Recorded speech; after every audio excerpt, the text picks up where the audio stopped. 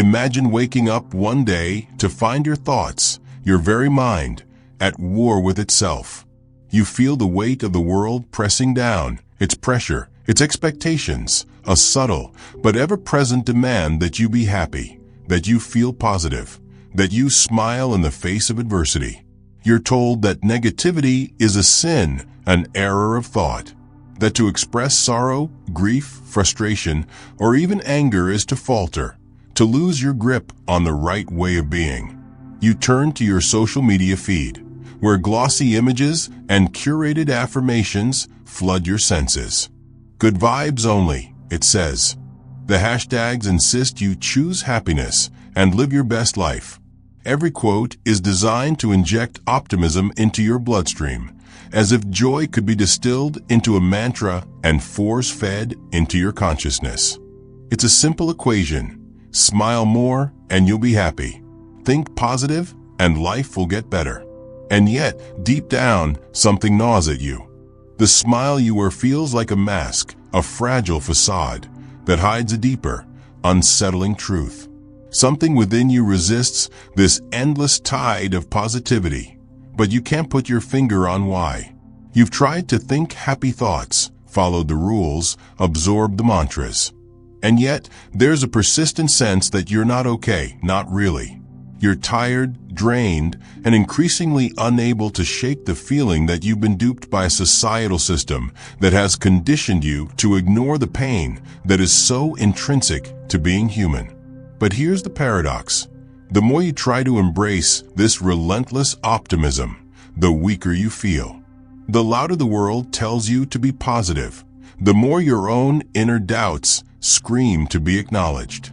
It's as if the very idea of forcing yourself to be happy is pushing you into an emotional corner, suffocating your true self.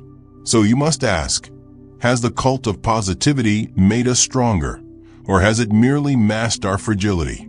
What if, in trying to silence our darkest emotions and experiences, we have only built a house of cards, one that is destined to collapse under the slightest touch of truth? This is not just an individual struggle. It's cultural, social, and systemic.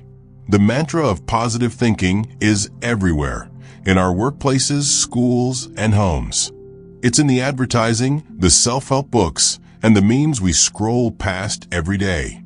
But beneath this glossy surface, something much darker is festering. The very idea that we must suppress negativity, that we must only ever see the bright side, is a dangerous simplification. It implies that those who cannot or will not conform to this ideal are broken, weak, or somehow less worthy of their own humanity.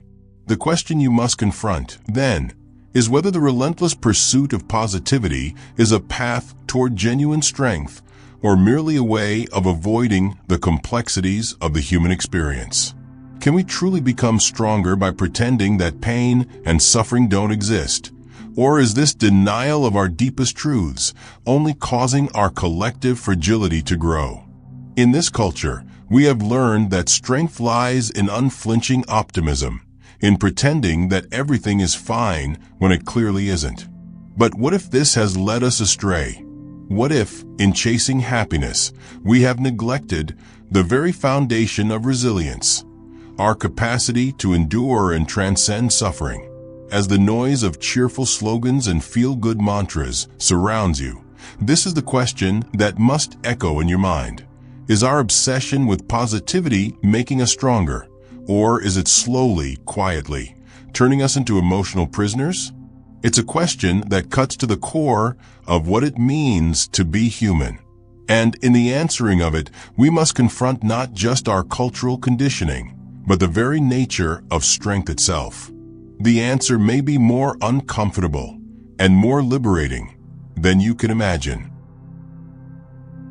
The world you live in seems to demand that you wear a mask of happiness, as though to show anything else is an act of weakness, of failure.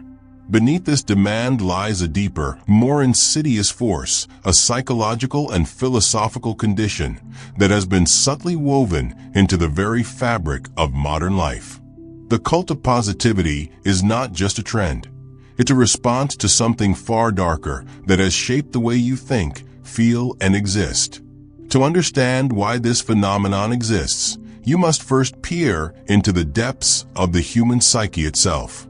Start with the ancient wisdom of Carl Jung, one of the most profound thinkers of the modern age. Jung believed that the psyche is not simply a collection of pleasant, agreeable thoughts, but is instead a vast, intricate labyrinth made up of both light and dark. He referred to this darker side as the shadow, the hidden, often repressed aspects of your personality, your fears, your anger, your anxieties, your pain. Jung argued that the path to wholeness, true mental health, lies not in the denial of these parts of ourselves, but in the integration of them. In other words, true strength comes from confronting the shadow, acknowledging its presence, and learning from it. But the cult of positivity tells you something different. It tells you to run from your shadow. It tells you that you must remain cheerful, productive, and perpetually optimistic, no matter what inner turmoil rages beneath the surface. It's as if the very act of acknowledging your darkness, your sadness, your anger, would be seen as a moral failing. The result? A society of people who are so busy running away from their emotional complexities that they never learn how to confront and understand them. They are, in essence, trapped in a prison of forced happiness. This psychological repression has roots in the philosophy of Friedrich Nietzsche, who warned of the dangers of what he called slave morality. According to Nietzsche, traditional values, particularly those rooted in Christianity, have long promoted a kind of moral system that prioritizes meekness, humility, and the denial of the self's primal instincts. But in Nietzsche's view, this denial led to a kind of spiritual and psychological weakness, an inability to fully embrace the complexity of human experience, the highs and lows of life. The cult of positivity, in many ways, is a modern extension of this slave morality. It encourages you to suppress your instinctual reactions to life's difficulties, rather than embracing them as an integral part of your growth. But there's a deeper philosophical paradox at play here. In focusing so relentlessly on cultivating happiness, society encourages you to exclude pain, suffering, and discomfort. Yet it is precisely these difficult emotions, when approached with awareness and reflection, that often give life meaning. Think of Viktor Frankl, the psychiatrist and Holocaust survivor, who wrote Man's Search for Meaning. Frankl's work suggests that it's not the absence of suffering that makes life meaningful, but the way in which you confront and overcome that suffering. Frankl, having witnessed the most unimaginable horrors, realized that those who survived did so not by ignoring their pain, but by finding meaning in it. This paradox, one that Nietzsche and Frankl both understood, reveals a terrifying truth. The relentless pursuit of positivity, when it demands that you ignore or suppress pain, is not only unnatural, it is counterproductive. You are not built to be happy all the time.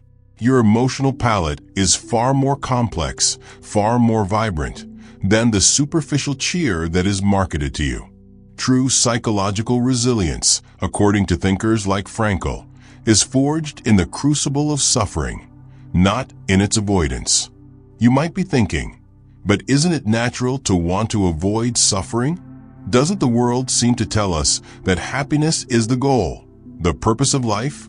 This is where the teachings of Aldous Huxley, in his dystopian novel Brave New World, provide a chilling insight.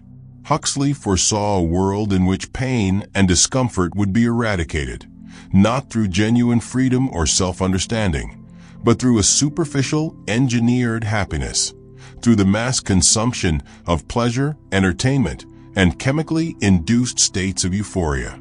The promise of perfect contentment is hollow because it denies the very possibility of meaningful human experience. Yet this is the very trap we have fallen into. The modern world, bombarded with messages of always be happy and good vibes only, has created a society that is desperately trying to escape discomfort, to distract itself from the deeper questions of existence. We numb ourselves with technology, social media, consumerism, and yes, even with forced optimism. But in doing so, we are like Huxley's citizens in Brave New World, living lives devoid of depth, unaware of the richness of what it means to be truly human. What the cult of positivity overlooks, and what many fail to see, is that suffering and pain are not just inevitable, they are essential. They are the dark soil from which your growth and understanding of yourself can emerge. By avoiding them, you are avoiding your own evolution. This denial of suffering breeds weakness, not strength. And in the pursuit of constant happiness, you lose the capacity to find meaning in your life, to live with depth, and to face the challenges that shape your character. So we must ask, in a world where pain is buried under layers of forced positivity, are we truly free to experience life? Are we even capable of real strength if we refuse to embrace the full spectrum of human emotion? Is it possible that in our desire for joy, we are inadvertently robbing ourselves of the wisdom that only hardship can bring? The answer to these questions lies in a deep shift of consciousness, one that can only occur when you begin to realize that your pain is not something to run from, but something to confront and understand. It is here, in the darkest parts of your psyche, that true strength resides. Imagine for a moment that you are caught in a current, a powerful stream pushing you relentlessly downstream. At first, you might try to resist, struggling to hold on to the banks, to find your footing, but the current is too strong. The more you fight, the more it drags you under. Eventually, you surrender, and the flow seems to carry you effortlessly, until you realize where you are headed, a place where the water is stagnant, where life is dull, lifeless, and barren. This is the unseen consequence of the cult of positivity. On the surface, it may seem harmless, an innocent insistence on being positive, on thinking happy thoughts, and focusing on the good in life. But the consequences are far more profound, far more insidious than anyone realizes. Beneath this surface of well-intentioned cheer, there lies a deep psychological erosion, a subtle unraveling of personal and collective resilience. One of the most dangerous aspects of the positivity culture is that it teaches you to avoid facing the real struggles and difficulties of life. By conditioning you to believe that negative emotions are a sign of weakness, it removes your ability to engage with the natural ebb and flow of human existence. In doing so, it makes you less capable of handling the challenges that life inevitably throws at you. When you cannot openly acknowledge pain, sadness, anger, or disappointment, you start to internalize them. These emotions don't simply disappear. They fester. They lurk in the corners of your mind, waiting for an opportunity to manifest in more insidious ways. Perhaps it emerges as anxiety or depression. Perhaps it presents itself in chronic stress or burnout. Or maybe it shows up as passive-aggressive behavior, irritability, or the quiet resignation of your own desires. The neurological and psychological mechanisms behind this are fascinating. Research shows that when you suppress negative emotions, they don't vanish, they get redirected. The brain's emotional regulation system can only handle so much, and when the system is forced to downplay certain feelings, it doesn't make them disappear. It simply stows them away, storing the emotional load until the dam inevitably breaks. This is not merely a personal experience. It's a collective phenomenon. As societal pressure mounts to always be positive, the effects reverberate on a much larger scale. The culture of positivity also has profound consequences on how you interact with others. When everyone is encouraged to be happy all the time, it creates a kind of social mirage. The surface may look smooth, pleasant, and ideal, but beneath it, something essential is missing: honesty. True connection is rooted in authenticity, the ability to express vulnerability, to share in both your joys and your sorrows. When the pursuit of positivity eclipses this authenticity, relationships become shallow. Friendships are maintained on the pretense of happiness, and the deeper struggles of life are pushed to the margins. This phenomenon has been beautifully explored by Jean-Paul Sartre, who emphasized the importance of authentic existence. In his philosophy, Sartre contended that human beings must engage fully with their existence, without pretense, without the comfort of denial. To live authentically means to face the totality of life, including suffering, confusion, and even despair. Without this engagement with the full spectrum of experience, Sartre argued, you are condemned to live in bad faith, an artificial, superficial life where you constantly avoid the harsh truths that shape your existence. Yet in today's world, many are trapped in this very bad faith, caught in a cycle of forced optimism, constantly masking the reality of their inner turmoil. This is not just an individual issue, it's a societal crisis. As the demand for positivity continues to escalate, the very tools needed to confront life's challenges, resilience, grit, and emotional depth, atrophy. The result is a generation ill-prepared to face the complexities of the modern world, unable to cope with the normal and inevitable pressures of existence. And this is where the real danger lies. The more you are conditioned to suppress your darker emotions, the more you distance yourself from your own humanity. You are not a robot programmed to smile and be happy in every circumstance. You are a human being, capable of experiencing a vast range of emotions, each of which carries wisdom, power, and purpose. By denying this truth, you diminish your capacity for growth, understanding, and strength. It is as if you are refusing to drink from the deep well of your own potential, too fearful of the discomfort it might bring. The consequences of this, over time, accumulate. As you deny the pain of life, you gradually lose the ability to process and learn from it. You begin to shy away from challenges, unsure of how to deal with them when they arise. You settle for a life of muted experience, devoid of real depth or transformation. Instead of confronting the obstacles in your path, you seek out distractions, temporary pleasures that never satisfy your deeper needs. And when those fleeting moments of happiness pass, you're left with an unsettling emptiness, a nagging feeling that something essential is missing. This cycle of avoidance and numbness not only impacts your emotional health, but also your physical well-being. Studies have shown that chronic emotional suppression can lead to a range of health problems, from cardiovascular issues to autoimmune diseases. The body, it turns out, is deeply intertwined with the psyche, and when one is neglected, the other suffers as well. But perhaps the most insidious consequence of all is the erosion of true meaning.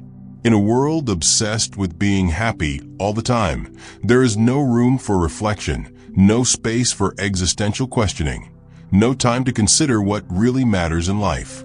The constant pressure to be positive leaves little room for the uncomfortable but necessary task of examining your purpose, your values, and your place in the world. Meaning, after all, does not arise from superficial happiness. It emerges from the ability to wrestle with life's difficulties and find significance in them. In short, the consequences of the positivity culture are not always immediately apparent. It is a slow erosion, a gradual corrosion of your emotional and psychological capacity to engage fully with life. It blinds you to the richness of human experience, reducing everything to a simple equation: positive equals good, negative equals bad. But in the process, you sacrifice your depth, your authenticity, and your potential for real transformation. What if, instead of suppressing our suffering, We were taught to embrace it as an essential part of the human experience. What if, rather than running from our darkest emotions, we saw them as the very source of our strength? Only by confronting these uncomfortable truths can we hope to break free from the grip of forced positivity and reclaim the full range of what it means to be truly alive. Now, imagine stepping out of the current, the relentless stream that has been carrying you, dragging you downstream. You stop resisting the flow, but instead, you choose a different direction. The path may seem uncertain at first, the water's murky, the terrain unfamiliar, but you know this is your only chance to reclaim something far more valuable than happiness: authenticity. You choose to stand on your own 2 feet, to navigate life's complexities with open eyes, no longer fearing the discomfort that has been so carefully avoided. You realize that the rebellion against forced positivity is not about rejecting joy, but about embracing the full range of human experience, its pain, its struggle, its depth. This is the heart of the revolution, one that requires an entirely new way of seeing the world, the courage to feel rather than to escape. Breaking free from the cult of positivity demands a radical shift in how you perceive your emotions. It is about rejecting the pervasive belief that to be sad, anxious, or angry is to be weak. Instead, it calls for a new understanding of strength, one that acknowledges the value of your darker emotions, not as burdens to be suppressed, but as vital tools for growth, resilience, and authenticity.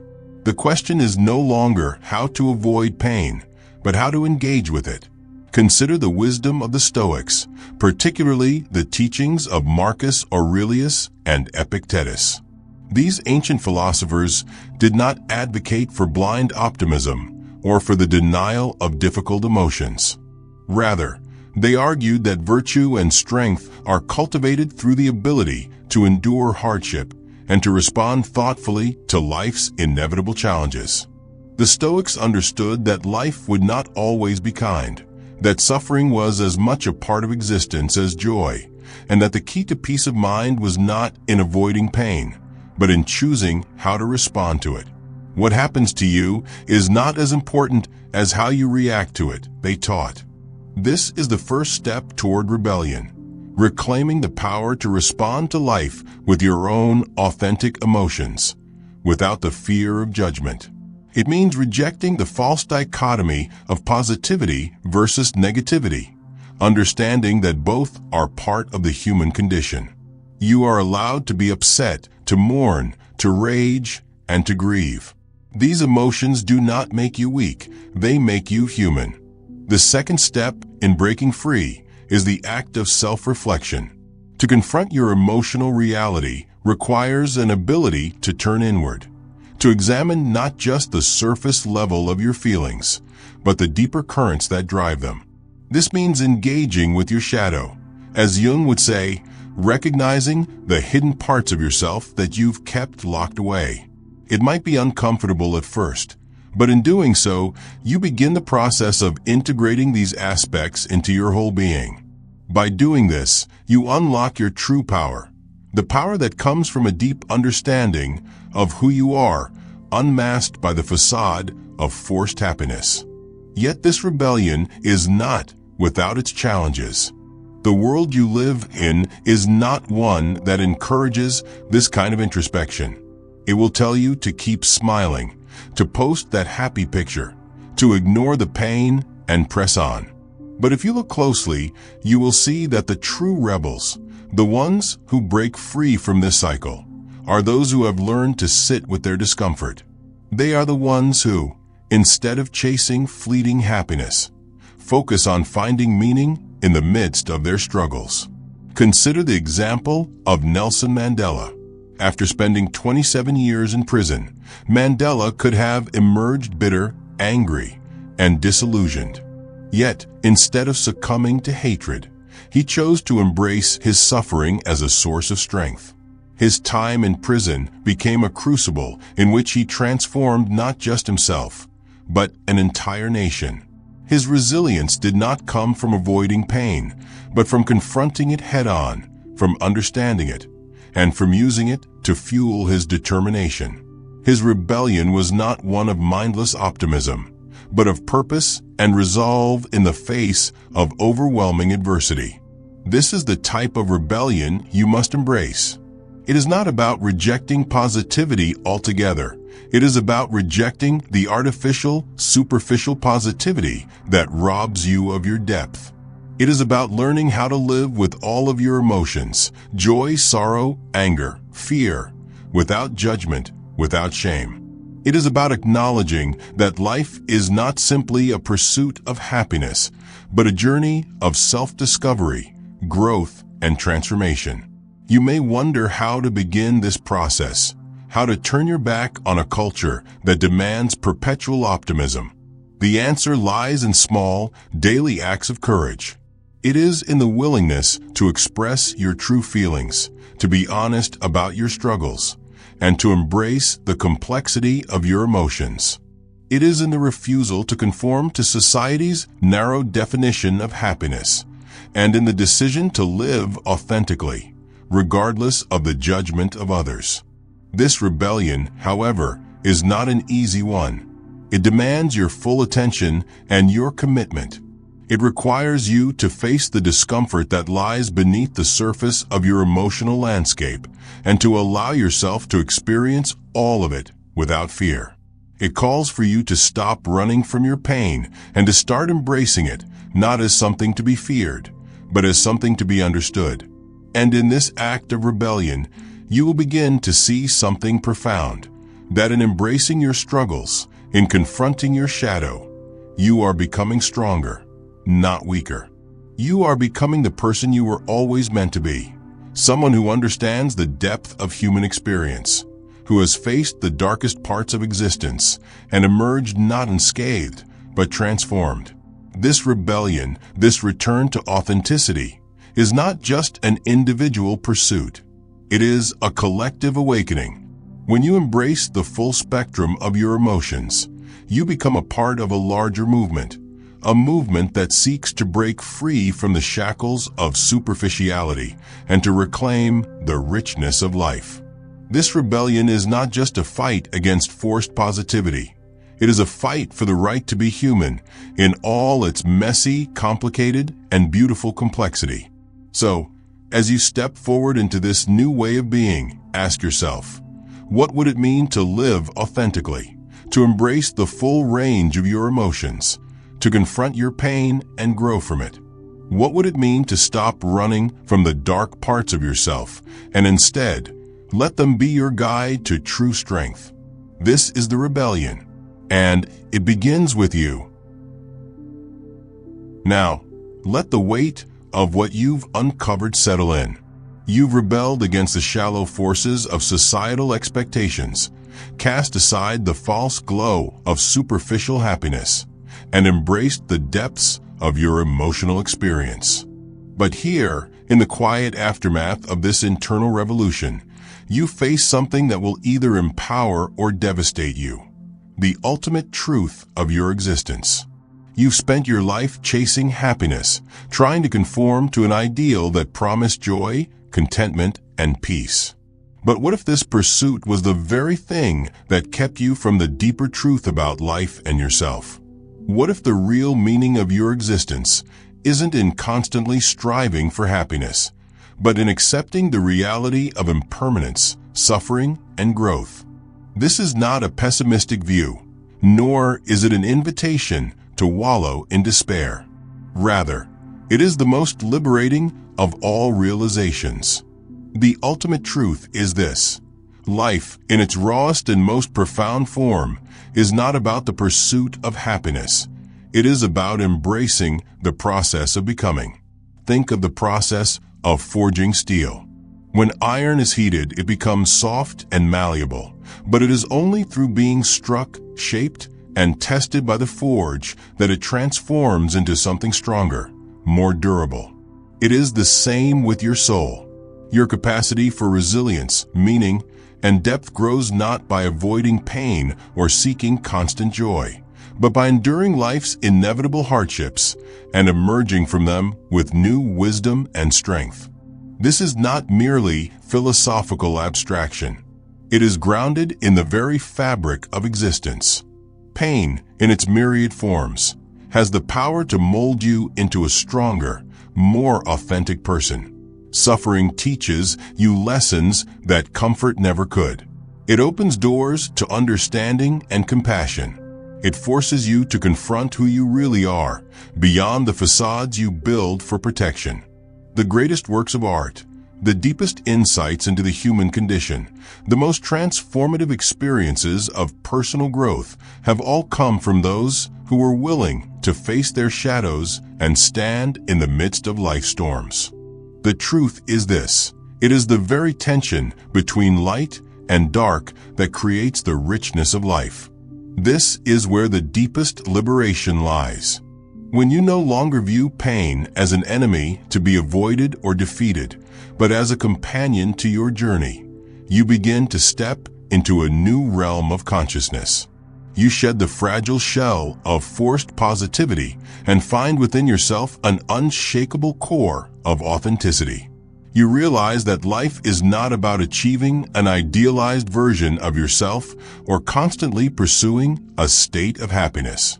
It is about becoming, growing, and transforming through every challenge and every triumph. You may ask, if I embrace pain, if I allow myself to feel the full spectrum of emotion, how can I ever be truly happy? The answer is profound yet simple. True happiness, the kind that transcends fleeting moments of pleasure, arises not from external circumstances, but from your ability to embrace life fully, without resistance. It is the joy that comes from knowing that you are not defined by any one moment, any one emotion, or any one circumstance. You are the sum of all your experiences, both joyous and painful, and in that totality, you find your strength. Consider this: the most meaningful moments of your life, the ones that shaped you, the ones that left a lasting imprint on your soul, were not the moments of easy pleasure or shallow success. They were the moments of challenge, of loss, of grief, and of triumph over adversity. It is these moments that have made you who you are. Without them, you would be a hollow shell, devoid of the richness and depth that make life worth living. In this realization lies the ultimate truth. To seek happiness as an end goal is to miss the point entirely. Happiness is not the destination. It is a byproduct of living a life that is full, authentic, and in tune with your deepest values. When you stop chasing happiness and begin to embrace life's complexities, its joys and sorrows alike, you tap into a deeper, more enduring sense of fulfillment. And so, you arrive at the most liberating of all truths. To live authentically, to embrace the fullness of your experience, is not only the key to true strength, but the key to true freedom. Freedom is not the absence of suffering. It is the capacity to engage with life in all its pain and beauty, without being bound by fear or denial. It is the freedom to feel, to grow, to transform, and to become the truest version of yourself. In the end, you realize that the cult of positivity was a distraction, a false promise of ease and certainty. The real journey is one that requires you to confront life head-on, with all its contradictions, complexities, and uncertainties. It is a journey that leads you to a place of profound peace, not because life is perfect, but because you have made peace with imperfection. So, take a moment, breathe. Let this truth sink in. You are not here to be happy all the time. You are here to live fully, to become, to experience, to grow, and to transcend. The struggle, the pain, the sorrow, it all has a purpose. It is all part of the grand design of your life. And in the end, when you look back on your journey, you will see that it was never about the pursuit of happiness. It was about the pursuit of truth, the truth of who you are, and the truth of what it means to be human. As you stand rooted in this truth, You are free. Free from the chains of forced positivity. Free to experience life in its fullness. And in that freedom, you find peace.